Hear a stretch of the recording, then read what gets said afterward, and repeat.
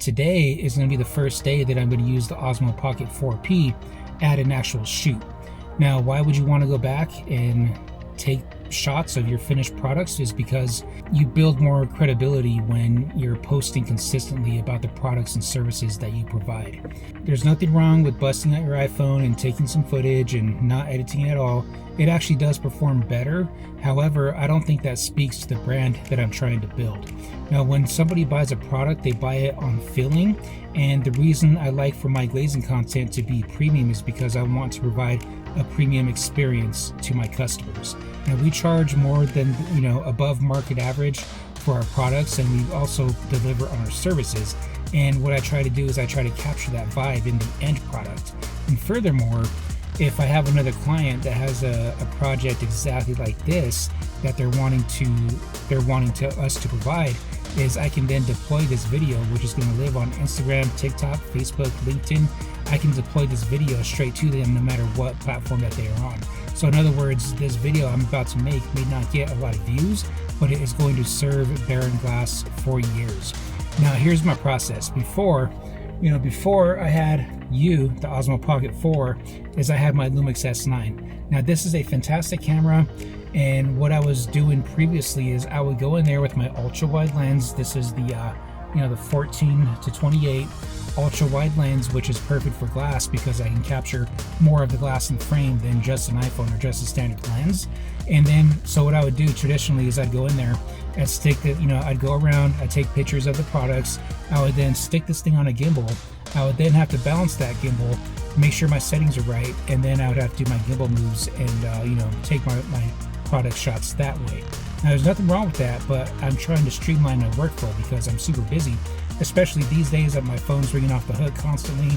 We're changing the way we're structuring our business, so I'm a lot more involved with my customers, and I just don't have hours to kill taking content of any one project.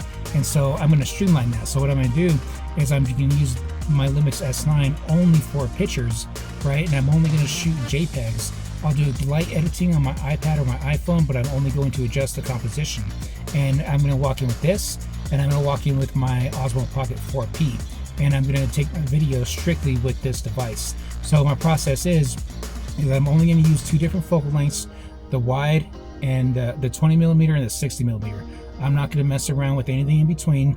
I may do some light tracking on a handle or a shot, but mostly I'm just doing my basic gimbal moves: push in, pull out, truck right, truck left, dolly, jib, orbit. And I'll do wide and tight shots. And it's only going to take me about 20 minutes to capture all my shots. And my photos are going to be pre-edited because I'm just using the Vivid Color Profile. The only editing I'm going to do is, just fixing my composition. And with the Osmo Pocket 4P, I'm going to shoot everything in 60 frames per second. Now I'm going to play this video back on a 30 frame per second timeline, and so that 60 frame per second video footage, I can choose to either leave it at the full playback speed, which is just normal walking speed. I do walk kind of fast, or I can choose to do a speed ramp, or I can choose to do a slow motion. In other words, if I take this 60 FPS footage and I slow it down to 50% speed, I'm going to get some nice buttery, smooth slow motion. And that's going to be achieved relatively easy by using CapCut. So why would I go through the trouble of doing all this? Well, the reasons I just listed above, because we're a premium brand, we provide premium products. I like to take premium video footage of our premium products, and so all my video footage will live on one device. Easily import that into CapCut, easily edit that, put some music on there from Epidemic Sound. It's going to be fantastic. And some of these videos do get some nice views, but more so what it does is it builds credibility, especially if I'm selling the same product to another person, a person I've never met. I can send them that video of my talking face describing the product that they're looking for on our premium Instagram, because they're going to scroll down and see all the premium photography and videography that's on there, and that's just going to build the credibility so much more. So here's a quick rundown of the pictures that I just took.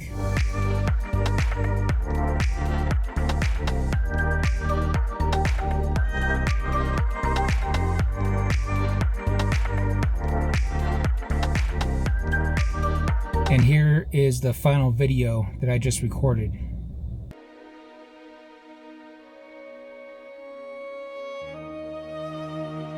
She wanted a new house. The owner of this house told me his wife wanted to move, not to renovate, but move.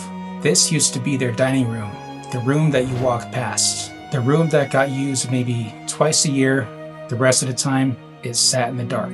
So it became a library instead, a sanctuary. 2 walls, half-inch glass, black grid lines, and French doors that fold back on themselves so that they're out of the way in the open position. But that's not the part that matters. The part that matters is 7 in the morning, coffee, quiet, every book they've been meaning to get to. Doors open, the room belongs to the whole house. Closed, and the world goes still. They plan to retire in this home, and she stopped looking at listings the day that this room was complete. We didn't talk her into staying.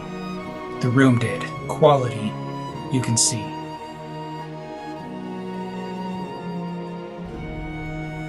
Okay, that was a lot of fun. I was able to take those video clips in about 7 minutes flat, maybe 6 minutes. I did notice some exposure shifts in the ISO. I did notice some noise. Some of my shots weren't perfect, but the fact that I was able to do this so quickly makes all the difference. And you know what?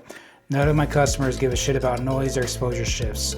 What I was able to do is tell a story. And I want to remind you of something. If you work in the trades, especially the finish trades, all these finishes, in the end, they come together to create something beautiful. I'm talking glass, wood, tile, furniture, lighting, light fixtures. All of it comes together to create art. And I think that you owe it to yourself, you owe it to your client, and you owe it to your future customers to go back there and try to take some nice pictures and some cinematic footage, not just for marketing, but also to fish stories out. So the homeowner, I asked him how he felt about his glass system. His wife actually commissioned us to do this system, and he was able to tell me the story about how this glass system transformed the way they feel about their home. And I would have never known that had I not gone back to ask him those questions. And I should have pushed a little bit further. I should have did a little interview, but I was strapped for time, and that's where this camera comes into play. I did have some fun with the 20mm and the 60mm. Next time I do it, I'm probably gonna ditch the VND inside, and I'm definitely gonna set my ISO manually, just so it doesn't shift. You know, some of the shots were dark, some of the shots were light, but again, literally nobody cares about it. One thing that is different about this than that of iPhone footage is that all the shots are perfectly stable, or way more stable than handheld iPhone footage, which is what the competition is using. If you work in the trades and you like content like this, where I show you exactly how I do things and why, then stay tuned. Like and subscribe. More content like this is coming. Thank you for tuning in. Peace.